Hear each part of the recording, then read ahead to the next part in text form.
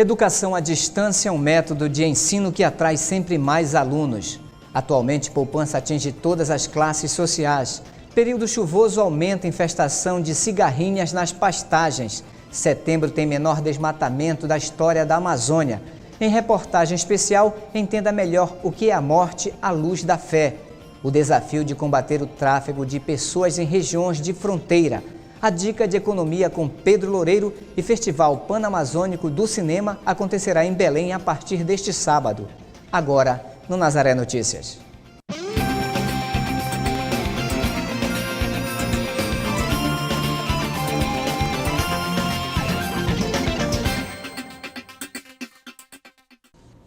Através do uso de novas tecnologias e ferramentas de comunicação, é possível criar também outras maneiras de educar. É o que acontece com o método de ensino de educação à distância. Entenda como funciona na reportagem de Caroline Guimarães. Durante o dia, correria. Muitas vezes, essa é a desculpa de quem quer fazer uma graduação, mas não tem tempo para isso. Praticidade e flexibilidade é o que muita gente procura ao ingressar no ensino superior. As aulas presenciais tomam um tempo que algumas pessoas não querem perder. Se deslocar para o campus, organizar o dia para chegar no horário das aulas, tudo isso faz com que muitos desistam. Nesse cenário, surgem as novas tecnologias e, atreladas a elas, a educação à distância. Possibilita condições suficientes para que o aluno consiga ter a mesma formação ou com algumas características específicas do EAD como um aluno do presencial. Quem quer ter um curso superior sem alterar as tarefas do dia a dia, pode ver nesta a grande oportunidade. Eu acredito que a maior vantagem para o aluno é ele poder ajustar o momento de estudo dele à sua realidade. Nós temos na nossa unidade muitos alunos que são profissionais de venda e viajam muito. Alguns são militares e precisam estar em outras regiões e não podem estar assistindo aula dentro de uma sala de aula, no espaço físico com o professor. Então ele pode, através do EAD, suprir essa necessidade, ter o acesso à graduação, à sua formação profissional, acadêmica. Todos os cursos à distância são avaliados pelo Ministério da Educação. Todos os requisitos que o MEC verifica num curso, no projeto pedagógico, no projeto do curso até da sua concepção até a sua conclusão, tudo isso é acompanhado pelo MEC. É feito a autorização para que o curso aconteça e, posteriormente, também é feito o reconhecimento do curso. As muitas facilidades são proporcionais ao que é exigido do aluno. Quando se fala em educação à distância, vem à cabeça a ideia de formação por correspondência. Mas esse tipo de ensino é bem diferente. Existe um padrão estabelecido pelo MEC e adotado por instituições que ofereçam esse tipo de ensino. As exigências são grandes, o que torna o aluno cada vez mais responsável, organizado e disciplinado. O aluno de EAD, ele precisa ser um aluno responsável, ele tem que ser determinado do que ele está fazendo, ele vai atrás do conhecimento, então a responsabilidade acaba sendo do aluno. Silvia é estudante de Relações Públicas, optou pelo curso à distância e reconhece que isso a tornou mais responsável. O aluno à distância é ele por ele mesmo. Apesar de nós termos o apoio dos professores online, mas tu tem que estudar mais, tu não pode chegar, professor, eu preciso de meio ponto, um ponto, então tu sabe tudo que tu faz é por ti mesmo. No campus online, a estudante tem a ficha e o mapa da disciplina, onde sabe o roteiro de tudo o que vai acontecer durante as aulas. Além disso, tem a biblioteca onde os professores deixam à disposição as aulas elaboradas. E o fórum onde pode debater os assuntos ministrados com alunos de todo o país, o que, aliás, é outra vantagem dessa formação. Em uma mesma classe, há pessoas de todos os lugares do Brasil. É bom, porque aí a gente conhece a dificuldade de cada um, né? Porque de estado para estado é diferenciado, modo de vida, então eles colocam o conhecimento deles, principalmente na minha área, que é RH, como é feito no outro estado, como é feito, aí isso vai ajudando. O governo federal não vai mais recorrer da decisão da Justiça Federal do Ceará, que determinou a anulação de 13 questões do Exame Nacional do Ensino Médio. Segundo investigação da Polícia Federal, algumas questões do Enem vazaram para alunos do Colégio Cristos de Fortaleza, em outubro do ano passado, após a aplicação do pré-teste. O Ministério da Educação chegou a afirmar que iria recorrer da decisão da Justiça Federal cearense por considerá-la desproporcional e arbitrária. A nova orientação do MEC é seguir a determinação da Justiça e evitar nova batalha judicial, como o que aconteceu no ano passado, quando o exame chegou a ser suspenso. Antigamente, a poupança no Brasil era privilégio dos mais ricos. Hoje, ela atinge as classes mais baixas. O que houve para modificar tanto o perfil dos poupadores? Claudemir trabalha há 9 anos como porteiro e zelador. Durante esse período, construiu uma casa e está terminando de pagar o carro. Não é muito fácil porque a gente ganha pouco, né? E perto do consumo que você tem, às vezes é bastante que você então tem que ter um controle. Ele e a esposa recebem em média R$ 1.500. Além das despesas da casa, ele guarda parte do dinheiro em uma poupança. A gente senta, pega um caderno, soma o que a gente ganha, o que a gente tem que gastar para não gastar tudo. Para também ter um dinheiro guardado para, se caso de emergência, a gente precisar usar. Claudemir faz parte de um grupo que cresce a cada ano, os poupadores. 18% dos brasileiros têm o hábito de guardar dinheiro. Pode parecer pouco, mas esse índice cresceu 4% em um ano. E esse crescimento é puxado principalmente pelas famílias de baixo poder aquisitivo. Esses dados são das classes D e E, que são compostas por famílias que recebem até R$ 1.500 e correspondem a 64 milhões de pessoas, grupos que impulsionam cada vez mais a economia brasileira. O que aconteceu? Ao longo desses últimos anos, com a baixa da inflação, ocorre aí uma melhoria nas condições de distribuição de renda familiar. E aí as pessoas passaram a ter uma melhor condição e sobrar um pouquinho de dinheiro ao final, e de modo que as pessoas estão melhorando os seus índices de poupança. Além do aumento do poder de consumo, os brasileiros passaram a ter mais possibilidade de guardar dinheiro. E a primeira opção desse grupo ainda é a poupança. A segurança é a coisa mais importante. Então, a poupança é um investimento seguro e muito ortodoxo. Com índice de rendimento fixo de 0,5% ao mês, a poupança é isenta do imposto de renda e, em tempos de juros em queda, ela é mais atrativa. O ideal é guardar no mínimo 10% da renda. E apesar do crescimento, os especialistas alertam que o brasileiro ainda tem um perfil imediatista de gastar sem planejar. Mas para Claudemir, pensar antes de gastar é um hábito cultivado em toda a família. Depender só daquele dinheiro que você vai aposentar, você não bebe, né? A produção da indústria brasileira caiu 2% em setembro na comparação com agosto. O resultado representa uma acentuação da queda em relação ao desempenho de agosto, quando o setor havia registrado recuo de 0,1%. Os dados foram divulgados ontem pelo IBGE. O resultado mostra uma forte freada da indústria que sente os efeitos da alta dos juros até agosto, a menor demanda global diante da crise e a desaceleração do consumo doméstico. A queda de agosto para setembro é a maior desde abril. A infestação da cigarrinha nas áreas de pastagens normalmente acontece com a chegada do período chuvoso. É nesta época do ano que a cigarrinha inicia o seu ataque. Assim como ocorre em todos os anos, a chegada das chuvas representa também o início da infestação das cigarrinhas, as principais pragas de gramíneas forrageiras. Conhecidos da maioria dos pecuaristas, estes insetos sem grandes populações podem amarelecer as pastagens. As cigarrinhas, elas são uma importante praga das gramíneas de uma maneira geral aqui em toda a América Latina, não é só no estado de Rondônia não, Ela ataca aqui as gramíneas no caso do capim da braquiária, também do colonião, só que também outras culturas como, por exemplo, o milho, a cana-de-açúcar, o trigo, entre outras. As cigarrinhas são insetos sugadores que durante o período da seca permanecem nas pastagens, na fase de ovo. São os chamados ovos endipausa.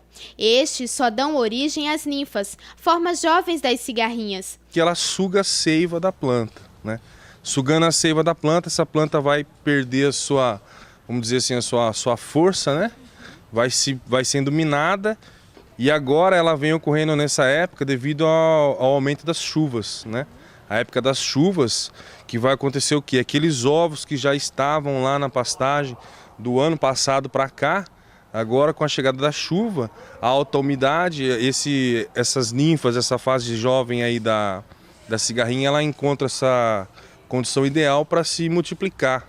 Há casos em que o controle químico pode ser utilizado, como, por exemplo, em áreas destinadas à produção de sementes ou em outras a critério do produtor. Mas este engenheiro agrônomo ainda nos alerta com algumas medidas para se evitar esta praga. Vai começar desde da escolha ali, se for implantar uma nova pastagem, já procurar uma gramínea que seja, uma forrageira que seja resistente à cigarrinha das pastagens. Nós temos algumas aí já, né? Não esquecer também de fazer o correto manejo dessa pastagem, como correção da acidez do solo, com a calagem, a adubação, né? O manejo rotacionado ali dos pastos, tudo isso aí vai influenciar. Com ou sem a presença da praga, é indispensável o cuidado adequado das pastagens para se evitar danos em maiores proporções. A gente tem que entender que a pastagem ela tem que ser cuidada assim como uma cultura normal, como o arroz, o milho e o feijão, né?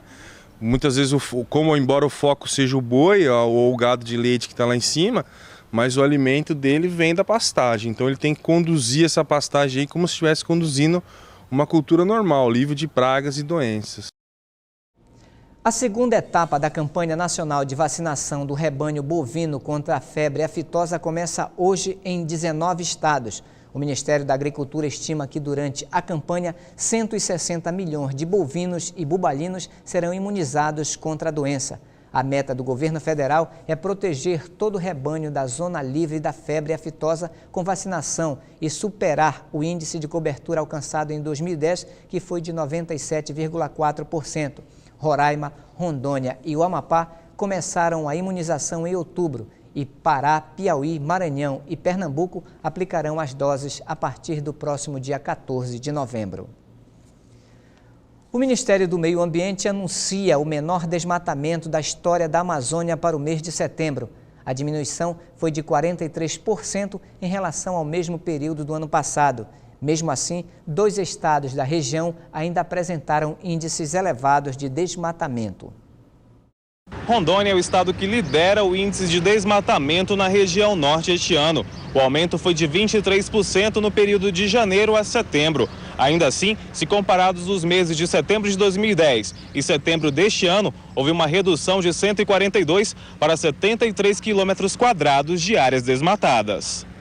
A boa notícia é que os demais estados da região tiveram uma diminuição no desmatamento. Em setembro do ano passado, o Amazonas teve 170 quilômetros quadrados de áreas desmatadas. Este ano foram 137, uma redução de 20%. O Acre caiu de 25 para 14 quilômetros quadrados, redução de 43%. Em Roraima, a queda foi de 48% e no Amapá não houve registro de desmatamento nesse período. A estratégia de combate ao desmatamento está sendo eficiente e que ela tem dado bons resultados. E mesmo com o pico de desmatamento que nós tivemos esse ano, nós fomos capazes de controlar esse desmatamento e reduzir o desmatamento. A ponto que nós tivemos em agosto, o menor agosto da história, e setembro, o menor setembro da história. E de acordo com o Ministério do Meio Ambiente, em toda a Amazônia Legal, quem lidera o ranking do desflorestamento é Mato Grosso. O aumento foi de 72% no comparativo de setembro de 2010 para setembro de 2011. A novidade anunciada para este ano é que mesmo no período chuvoso, as fiscalizações vão continuar normalmente. Nada vai interromper o combate ao crime ambiental no país, nada vai interromper o cumprimento daquilo que é uma lei da Política Nacional de Mudanças Climáticas, nada vai comprometer a ação articulada e coordenada do Sistema Nacional de Meio Ambiente. Órgãos federais com órgãos estaduais, em parceria também com os municípios, trabalhando para combater o ilícito, trabalhando para combater o crime ambiental no país. E você acompanha a seguir. Em reportagem especial, entenda melhor o que é a morte à luz da fé. O desafio de combater o tráfico de pessoas em regiões de fronteira. A dica de economia com Pedro Loureiro e Festival Panamazônico de Cinema acontecerá em Belém a partir deste sábado.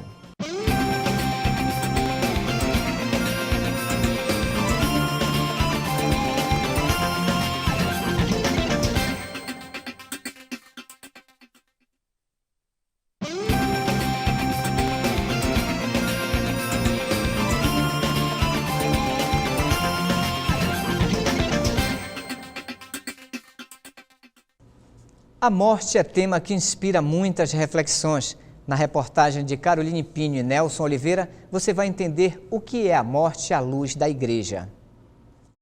2 de novembro é o dia de finados, momento de homenagear parentes e amigos que já se foram e celebrar a vida eterna. O dia de finados é um dia muito importante, por quê? Porque nós, pelo menos nesse dia, paramos para nos lembrar dos nossos antepassados. Do pai, da mãe, do tio, da avó, né, de um amigo. Então, nesse dia, pelo menos, da esposa, dos filhos, nesse dia, pelo menos, a gente dá uma parada para lembrar, sentir saudade. Para entender qual o significado deste dia, é preciso refletir. Os cristãos devem entender que a morte não é o final, mas sim mais um passo para a vida ao lado de Deus. Por que temer a morte? Santa Teresinha nos disse que a morte é o portal para entrarmos na vida eterna. Nós nascemos para a morte. Toda a nossa vida é um preparar-se para este momento. Por quê?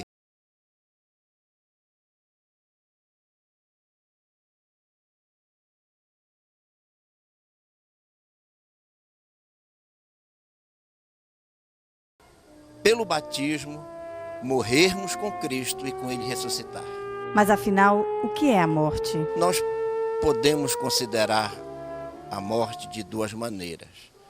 Isso eu li recentemente no livro do padre Raniero Cantalamessa, Morte, Minha Irmã. Nós podemos considerar no modo sapiencial e no modo pascal. No modo sapiencial, a morte é pedagoga. Nos ensina a viver, a nos preparar para este momento. No modo pascal, ela é mistagoga. Ela nos introduz no mistério da morte e ressurreição de Cristo. Por isso, neste dia, além de fazer orações por quem já se foi, é preciso buscar o amparo e o apoio da igreja. Por que não, nesse momento, o fiel procurar a sua paróquia, pedir a presença do padre, se ele não puder, pedir a presença de um ministro leigo preparado por ele, preparado para a igreja, para esse momento, e assim lembrar a todos esse mistério da Páscoa, esse mistério que nós poderemos cada dia, quando nós participamos da missa, quando nós recebemos a Sagrada Eucaristia, nesse momento nos prepara para, se com Cristo morremos, com Cristo nós haveremos de ressuscitar. Esse é o verdadeiro sentido de lembrar no dia de finados, a pascalidade, a passagem da vida terrena para a Jerusalém Celeste, a igreja.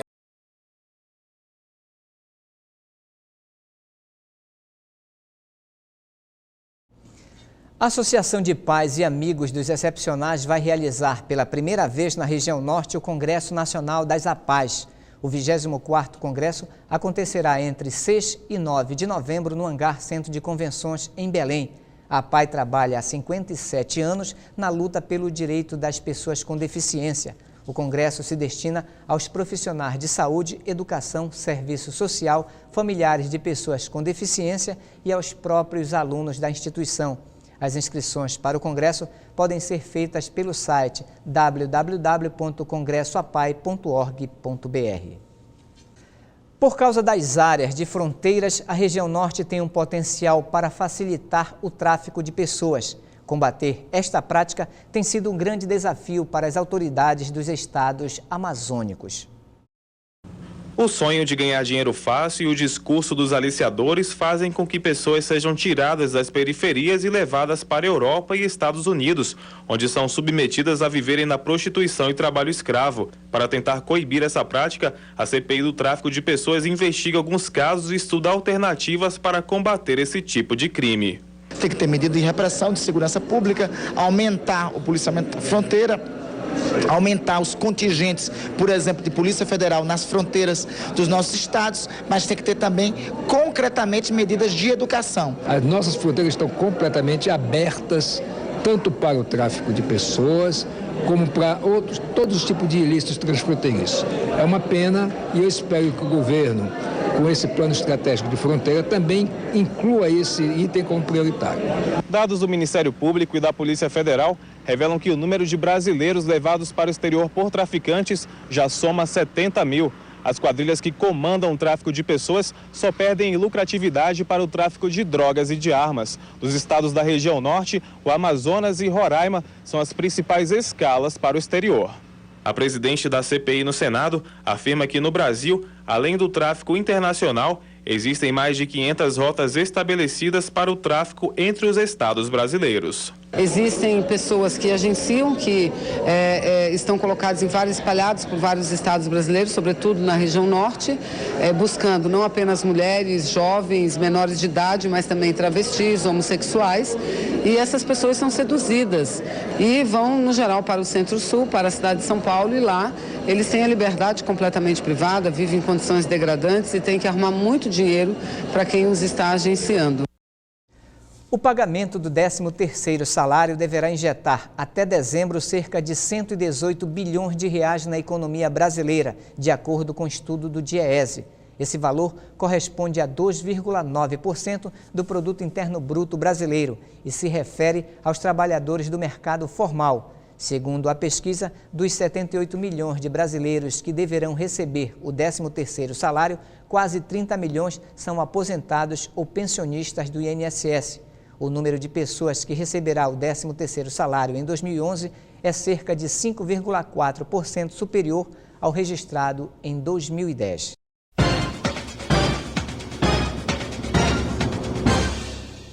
Hoje vou responder uma pergunta enviada para investimentos@pedrorloureiro.com. A mensagem questiona se corretores de imóveis podem comercializar fundos de investimento imobiliário. A resposta é não. Apesar de lastreados em imóveis ou em produtos a ele relacionados, como, por exemplo, certificados de recebíveis imobiliários, os fundos de investimento imobiliário são produtos financeiros regulamentados e fiscalizados por instituições do mercado financeiro. Por exemplo, a Comissão de Valores Mobiliários. Quando compra uma ou mais cotas desse tipo de fundo, o investidor está investindo em imóveis, mas através de um produto financeiro. Por isso, as regras de comercialização, gestão e administração são completamente diferentes das regras do mercado imobiliário. Desta forma, para obter informações sobre este tipo de fundo, deve-se procurar um agente autônomo de investimento.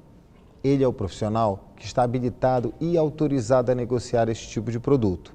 Quem tiver mais alguma dúvida sobre este ou mais fundos de investimento, pode mandar e-mail para investimentos@pedrorloureiro.com. Até a semana que vem.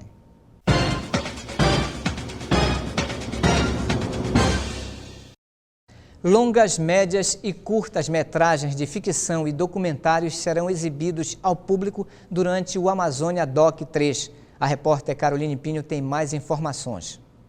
Do dia 5 ao dia 11 de novembro, acontece em Belém o Festival Panamazônico de Cinema. A programação desse ano traz 17 filmes e ainda oficinas abertas ao público. Para ter mais informações sobre o festival, eu converso agora com Marco Moreira, que é produtor do festival e presidente da comissão de pré-seleção dos filmes. Como é que está organizada a programação desse ano?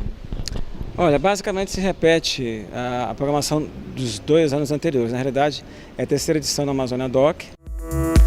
Amazônia Doc, Festival Panamazônico de Cinema, assim, o objetivo principal é dar visibilidade, na verdade, para as realizações, para as obras audiovisuais realizadas nos 9 países que compõem a Panamazônia. A mostra competitiva, que começa no dia 5 e dia 11 no Cine Olímpia, vão ser exibidos, ao todo são 19 filmes, sendo 12 longas e 7 curta-metragens. Vamos ter a mostra Panamazônica, que vai ser exibido filmes dos nossos países vizinhos da Amazônia, como se costuma dizer, que são filmes na Venezuela, Equador, Bolívia. Vamos ter uma mostra Bruno de Assis, que é uma homenagem ao Bruno, que faleceu no início desse ano, infelizmente, uma pessoa da área do audiovisual aqui. Nossa, que fez muitos trabalhos, um nome importantíssimo dentro da nossa produção audiovisual. E, finalmente, particularmente esse ano, vamos ter uma mostra em homenagem ao Adrian Cole, que faleceu recentemente, que é uma pessoa que registrou demais as imagens da Amazônia, inclusive participou a primeira edição do festival do Amazônia Doc, esteve aqui presente, aqui em Belém. Ter participado da gestação de um projeto, né, e de um festival que eu acho de suma importância para o Brasil, para o Pará e para a própria América Latina. Programação completa sempre pelo site, que é o www.amazoniadoc.com.br, né? Toda a programação, todas as programações são gratuitas. Agora, para se inscrever nas oficinas, você tem que se inscrever pelo site. Então, me parece que no primeiro e segundo dia de lançamento das oficinas já tinha mais de 50 pessoas inscritas, e que a gente fica muito satisfeito, porque é esse momento de interação que é importante, né, do festival, essa janela que o festival abre para poder conversar com o público, realizadores, produtores, enfim.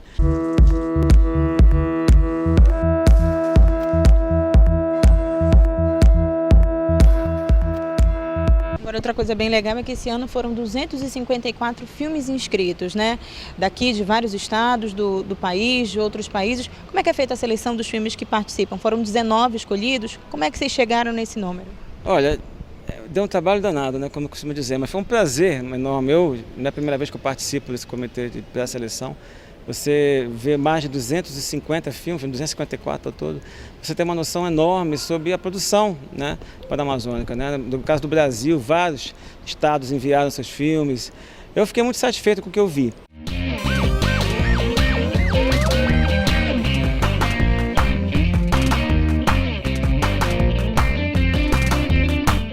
Eu costumo ouvir muitas pessoas reclamarem que aqui não acontece nada, que não acontece nada. Não é verdade. Belém, há algum tempo, mudou esse perfil, especialmente na área de cinema. Então, para aqueles que reclamam ou não reclamam, é imperdível conferir a programação da Amazônia Doc. Vai do dia 5 ao dia 11 de novembro. É uma oportunidade fantástica de conhecer filmes que dificilmente chegariam aqui. Aliás, é uma grande virtude de quase todo o festival. É você trazer filmes inéditos que dificilmente chegariam aqui via circuito comercial. Inclusive, até queria completar aqui a entrevista, lembrando dos filmes que vão abrir o festival. São 3 filmes que foram convidados para fazer parte da mostra, quer dizer, não fazem parte da mostra competitiva nem nada.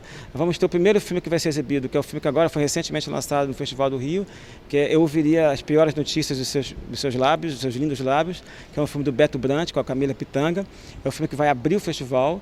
No dia seguinte vai ter um outro filme convidado, um belíssimo filme que eu já vi em Gramado, que é Uma Longa Viagem, da Lúcia Murá, um documentário fantástico, belíssimo trabalho dela, premiado no Festival de Paulínia. E vai encerrar com As Hipermulheres, que é um documentário sobre os índios. Por favor, verifique no site oficial da Amazônia Doc, que é o www.amazoniadoc.com.br.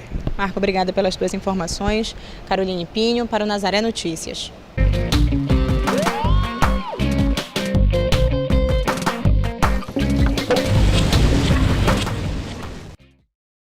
O Nazaré Notícias fica por aqui. Nos encontraremos amanhã na próxima edição. Até lá!